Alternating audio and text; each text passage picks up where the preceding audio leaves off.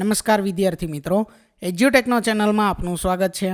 આજે આપણે ધોરણ 8 વિષય ગણિતની તારીખ 5-10-2024 વાર શનિવારને દિવસે પ્રકરણ 1 થી 5ની જે એકમ કસોટી લેવામાં આવેલ હતી તેની પ્રશ્ન બેંકનું સંપૂર્ણ સોલ્યુશન કરીશું. તો સૌથી પહેલાં છે પ્રશ્ન નંબર 1, જેની સૂચના છે જોડકા જોડો, જેમાં અહીં વિભાગ એ અને વિભાગ બી આપેલું છે. તો સૌથી પહેલાં વિભાગ એમાં પહેલું છે જૂથનો નિયમ. તો વિભાગ બીમાંથી બી જે છે તે એનો જવાબ થશે, એટલે પહેલાં સામું આવશે અહીંયા બી, ત્યાર પછી ક્રમનો નિયમ છે બીજું, એની સામે આવશે સી, વિભાજનના નિયમ સામે આવશે એ. ત્યાર પછી આગળ બીજું જોડકું આપેલું છે, એમાં પહેલાં સામું આવશે બી, ત્યાર પછી બીજા સામું સી અને ત્રીજાની સામે જવાબ આવશે એ. ત્યાર પછી આગળ એવી જ રીતે ત્રીજા જોડકામાં પહેલાંની સામે આવશે સી, બીજા સામે એ અને ત્રીજા સામે બી. ત્યાર પછી આગળ પ્રશ્ન 1b, સાદુરૂપ આપો કોઈ પણ એક. એની અંદર પહેલી અહીં સંખ્યા આપેલી છે કૌંસમાં 1/3 ગુણ્યા 1/5 પ્લસ બીજા કૌંસની અંદર 1/3 ગુણ્યા 3/5. તો અહીં વચ્ચે ગુણાકાર છે એટલે અંશનો સરવાળો અંશમાં થાય, એટલે 1 ગુણ્યા 1 એટલે 1. ત્યાર પછી છેદમાં 3 ગુણ્યા 5 એટલે 3 ગુણ્યા 5 3 પંચા 15. ત્યાર પછી આવે છે પ્લસ, એવી જ રીતે અહીંયા 1 અને 3નો ગુણાકાર જે થાય 3, છેદમાં નીચે 3 અને 5નો ગુણાકાર જે થાય 15, એટલે 1/15 પ્લસ 3/15 આવે. છેદ સમાન છે, બરાબર, સમછેદી અપૂર્ણાંક છે એટલે છેદને લખવાનો એક વખત અને અંશમાં જે સંખ્યા આપેલી છે તેનો સરવાળો કરવાનો. તો 1 + 3 એટલે કેટલા થશે 4 અને છેદમાં કેટલા આવશે 15. તો આનો જવાબ થશે 4/15 જે અહીં લખેલો છે. ત્યાર પછી આગળ એવી જ રીતે બીજી અહીં સંખ્યા આપેલી છે 2/3 પ્લસ -3/7 પ્લસ -1/3 પ્લસ 4/7. તો આ વિષમછેદી અપૂર્ણાંકને સમછેદી કરવા માટે શું કરવાનું છે, અહીં જે પહેલી સંખ્યા છે 2/3 એના અંશ અને છેદને 7 વડે ગુણવાનો છે, બીજી સંખ્યાના અંશ અને છેદને 3 વડે, ત્રીજી અહીં અપૂર્ણાંક જે આપેલો છે તેના અંશ અને છેદને 7 વડે ગુણવાનું છે, અને ચોથો અપૂર્ણાંક જે આપેલો છે તેના અંશ અને છેદને 3 વડે ગુણવાનું છે. એટલે અહીં દરેક સંખ્યા જે છેદમાં આપેલી છે એ સંખ્યાનો લસા કેટલો થાય છે 21 થાય છે, બરાબર. એટલે અહીં સમછેદી અપૂર્ણાંક કરવા માટે કોઈ સંખ્યાને 3 વડે તો કોઈને 7 વડે અહીં ગુણેલા છે, એટલે જવાબ આવે છે ત્યાર પછી 14/21 -9/21 -7/21 પ્લસ 12/21. એટલે કે અહીં દરેક અપૂર્ણાંક સમછેદી અપૂર્ણાંક બની ગયો છે, એટલે છેદને લખ્યો એક વખત અને અંશમાં બાકી બધી સંખ્યા લખી તો જવાબ આવે છે 10/21. ત્યાર પછી એવી જ રીતે આગળ જોઈએ તો ગુણાકાર અહીં આપેલો છે. તો સૌથી પહેલાં અહીંયા છેદ ઉડાડ્યા છે 5 ગુણ્યા 3 એટલે 5 તેરી 15 થઈ જશે.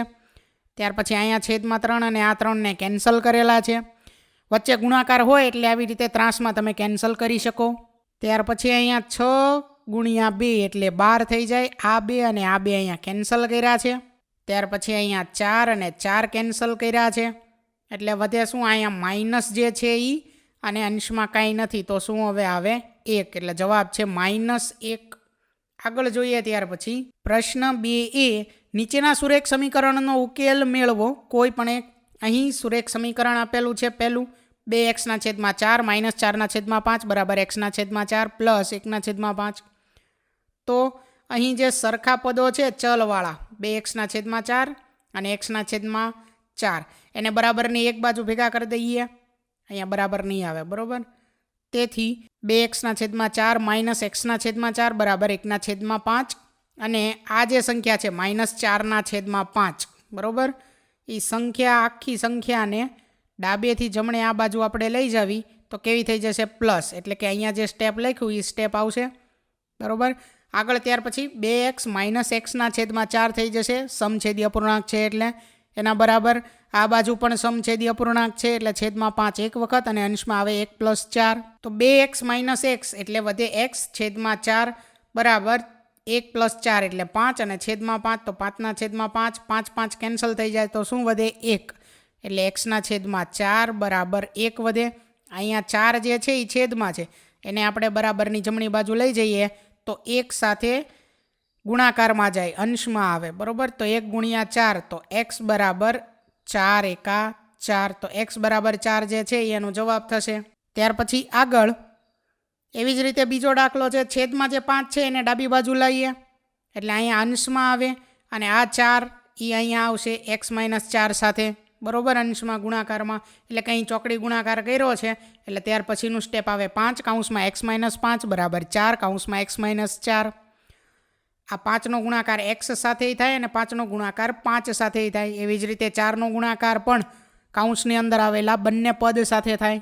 એટલે આપણું પદ બને 5x-25 બરાબર 4x-16. અહીં સાદું રૂપ આપીએ તો જવાબ શું મળે છે? x બરાબર 9. ત્યાર પછી આગળ ત્રીજો દાખલો છે એવી જ રીતે, જેમાં છેદમાં સંખ્યા આપેલી છે 6, 4 અને 2. તો અહીં આપણે લસા લઈએ 6, 4 અને 2નો, તો લસા થાય છે 12, બરાબર. તો 12 કરવા માટે અહીં પહેલું જે પદ છે એના અંશ અને છેદમાં 2 વડે ગુણવાના છે, બીજા પદને અંશ અને છેદમાં 3 વડે, ત્રીજા પદને 6 વડે ગુણવાના છે. એટલે અહીંયા સ્ટેપ જે લખ્યું છે તે આવશે. ત્યાર પછી આગળ 10x/12 -9x/12 પ્લસ 6x/12 બરાબર 21. હવે સમછેદી અપૂર્ણાંક છે તો છેદ એક વખત અને અંશમાં 10x - 9x પ્લસ 6x થશે અને છેદમાં આવશે 12 બરાબર 21. એટલે ત્યાર પછીનું સ્ટેપ આવે 7x બરાબર 21 ગુણ્યા 12, એટલે કે x બરાબર અહીંયા જવાબ આપણને શું મળે છે? 36 મળે છે. ત્યાર પછી આગળ છે પ્રશ્ન 2b, જેની સૂચના છે નીચેના સમીકરણોનો ઉકેલ મેળવો. પહેલું સમીકરણ છે અહીં 4x - 5 બરાબર 3x + 2. બરાબરની ડાબી બાજુ xx વાળા પદ અને જમણી બાજુ સંખ્યાને ભેગી કરીએ તો જવાબ શું મળે છે? x બરાબર 7. એવી જ રીતે બીજું છે 5x બરાબર 4x + 20, તો એનો જવાબ છે x બરાબર 20. ત્યાર પછી આગળ એવી જ રીતે ત્રીજો જે છે એમાં y આપેલો છે અહીં ચલ, તો yનો જવાબ અહીંયા શું મળે છે? 3/2. આગળ ત્યાર પછી જોઈએ પ્રશ્ન નંબર 3 છે કે નીચેના વિધાનો સાચા છે કે ખોટા તે જણાવો.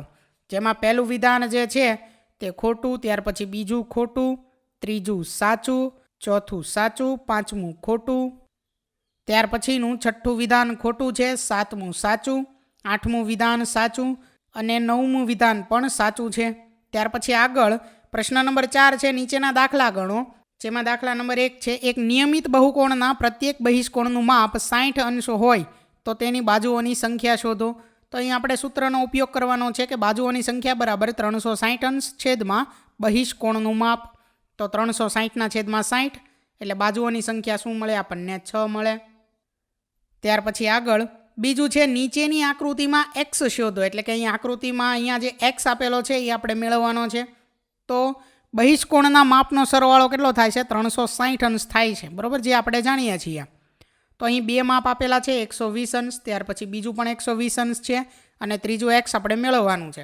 એટલે આપણું સ્ટેપ થાય 120 + 120 પ્લસ x બરાબર 360, એટલે શું થશે? 240 પ્લસ x બરાબર 360 અને 360માંથી 240 બાદ કરીએ તો x બરાબર કેટલું મળે છે? 120 અંશ મળે છે. ત્યાર પછી આગળ ત્રીજો દાખલો છે 9 બાજુ ધરાવતા નિયમિત બહુકોણના બહિષ્કોણનું માપ શોધો. તો અહીં આપણે સૂત્રનો ઉપયોગ કરવાનો છે. બહિષ્કોણનું માપ બરાબર 360 છેદમાં બાજુઓની સંખ્યા, એટલે 360/9, તો બહિષ્કોણનું માપ કેટલું થશે? 40 અંશ થશે. ત્યાર પછી આગળ પ્રશ્ન નંબર 5 છે કે આપેલ વર્તુળ આલેખનું અર્થઘટન કરી પ્રશ્નોના જવાબ લખો. એટલે કે અહીં એક આપણને વર્તુળ આલેખ આપેલો છે, તેનું વ્યવસ્થિત આપણે અર્થઘટન કરવાનું છે, તેને આપણે વ્યવસ્થિત રીતે જોવાનું છે અને એ નિરીક્ષણ કર્યા બાદ પ્રશ્નોના આપણે જવાબ લખવાના છે. જેમાં પહેલો પ્રશ્ન એ છે બેકરીની કઈ વસ્તુ સૌથી વધુ યુવાનોને પ્રિય છે? જવાબ છે બિસ્કિટ. ત્યાર પછી પ્રશ્ન બી, કેટલા ટકા યુવાનોને કેક પસંદ છે? તો જવાબ છે 25%. ત્રીજો પ્રશ્ન, કેટલા ટકા યુવાનોને બ્રેડ પસંદ છે? તો એનો જવાબ છે 30%. ત્યાર પછી આગળ પ્રશ્ન ડી છે જો 50 યુવાને કેક પસંદ હોય તો કુલ કેટલા યુવાનોનો સર્વે કરેલ છે?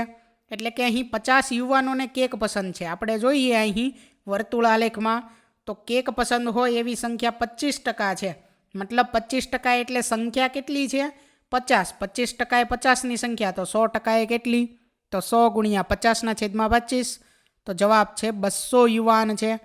આગળ છે ત્યાર પછી બીજો અહીં વર્તુળ આલેખ આપેલો છે અને આલેખ પરથી આપણે પ્રશ્નો લખવાના છે. તો પહેલો પ્રશ્ન છે કયા માધ્યમ દ્વારા સૌથી વધારે બાળકો શાળાએ જાય છે? તો જવાબ છે બસ. ત્યાર પછી બીજો, કયા બે માધ્યમો દ્વારા સરખી સંખ્યામાં બાળકો શાળામાં આવે છે? જવાબ છે સાયકલ અને ચાલતા. ત્રીજું, શાળાએ જવા કયા માધ્યમનો બાળકો ઓછો ઉપયોગ કરે છે? જવાબ છે રિક્ષા. ત્યાર પછી છેલ્લો સવાલ છે, જો કાર દ્વારા 18 બાળકો શાળામાં આવે છે તો શાળામાં બાળકોની કુલ સંખ્યા કેટલી હશે? તો એનો જવાબ છે 81 બાળકો. ત્યાર પછી આગળ ત્રીજો અહીં વર્તુળ આલેખ આપેલો છે અને નીચે પ્રશ્ન છે. પહેલો પ્રશ્ન છે, કયા પ્રકારનું સંગીત સૌથી વધારે લોકોને પસંદ છે? જવાબ છે હળવું સંગીત. ત્યાર પછી બીજું, શાસ્ત્રીય સંગીત કેટલા ટકા લોકોને પસંદ છે? જવાબ છે 10%. ત્રીજો પ્રશ્ન છે, કેટલા ટકા લોકો લોકસંગીત અને હળવું સંગીત પસંદ કરે છે? તો લોકસંગીત 30% અને હળવું સંગીત 40% લોકો પસંદ કરે છે. ત્યાર પછી ચોથો પ્રશ્ન છે, જો 20 લોકો શાસ્ત્રીય સંગીત પસંદ કરે છે તો કેટલા લોકોની મોજણી કરી હતી? તો 10% 20 લોકો છે તો 100% કેટલા? તો 100 × 20/10 તો 200 લોકો છે. ત્યાર પછી આગળ પ્રશ્ન 6 એ ખરેખર ગુણાકારની ક્રિયા કર્યા વિના જ નીચેની સંખ્યાઓનો વર્ગ શોધો. એટલે કે અહીંયા આપણને જે સંખ્યાઓ આપેલી છે 26, 32 અને 19 એના આપણે વર્ગ મેળવવાના છે અને એમનો ગુણાકાર કર્યા વિના, એટલે કે 26 × 26 કર્યા વિના 26નો વર્ગ શું થાય એ આપણે જવાબ લાવવાનો છે. તો અહીં સૌથી પહેલાં 26ને આપણે ભાગ પાડી દીધા 20 + 6, એટલે ત્યાર પછી આપણે a + b અને એનો આખાનો વર્ગ. તો આના બરાબર શું લખી શકાય? a² + 2ab + b². અહીં આ નિત્યસમનો ઉપયોગ કરેલો છે, બરાબર. આ નિત્યસમ દ્વારા અહીં આપણે જવાબ લાવેલા છીએ. સૌથી પહેલાં a એટલે અહીંયા 20 છે અને b એટલે કેટલા છે? 6. એટલે કે 20² + 2 કૌંસમાં 20 અને કૌંસમાં 6. એટલે કે આ જે પદ છે એ ગુણાકારવાળું છે. 2 × 20 × 6 આને આપણે એ રીતે બોલી શકીએ. +6નો વર્ગ, એટલે અહીં જે જવાબ આવે છે એ આવે છે 676. એવી જ રીતે બીજી સંખ્યા છે 32, તો એના ભાગ પાડેલા છે 30 + 2. આ જ નિત્યસમનો ઉપયોગ કરેલો છે. એ સૂત્રના ઉપયોગ દ્વારા એમાં જવાબ શું આવે છે? 1024. ત્યાર પછી આગળ છે ત્રીજી સંખ્યા 19. તો અહીં 19ના ભાગ લખેલા છે 20 - 1. એટલે હવે આપણે a - b વાળું સૂત્રનો ઉપયોગ કરવાનો છે. તો a - b એનો આખાનો વર્ગ બરાબર a² - 2ab + b². એટલે આ નિત્યસમનો ઉપયોગ કરેલો છે અને જવાબ અહીંયા કેટલો આવેલો છે? 361. a બરાબર 20 છે અને b બરાબર કેટલા છે? 1 છે, બરાબર. આગળ જોઈએ ત્યાર પછી હવે પ્રશ્ન 6b, નીચે આપેલ દરેક સંખ્યા માટે નાનામાં નાની એવી સંખ્યા શોધો કે જેના વડે ગુણવાથી મળતી સંખ્યા પૂર્ણ વર્ગ હોય તથા તે પૂર્ણ વર્ગ સંખ્યાનું વર્ગમૂળ પણ શોધો. અહીં 3 સંખ્યા આપેલી છે 200, 128 અને 72. તો સૌથી પહેલાં 200ના આપણે અવિભાજ્ય અવયવો પાડીએ તો અવિભાજ્ય અવયવોને અહીં લખેલા છે 2નો વર્ગ × 2 × 5નો વર્ગ. એટલે અહીં શું કરવાનું છે? 2 વડે ગુણવાના છે. 2 વડે ગુણીએ તો પૂર્ણ વર્ગ સંખ્યા બની જશે જે છે 400 અને 400નું વર્ગમૂળ કેટલું મળે છે? 20 મળે છે. એવી જ રીતે ત્યાર પછી બીજી સંખ્યા છે 128. 128ના અવિભાજ્ય અવયવો લખેલા છે જેમાંથી અહીં એક વખત 2ને આપણે ગુણવાથી અહીંયા શું બની જશે? 2નો વર્ગ બની જશે.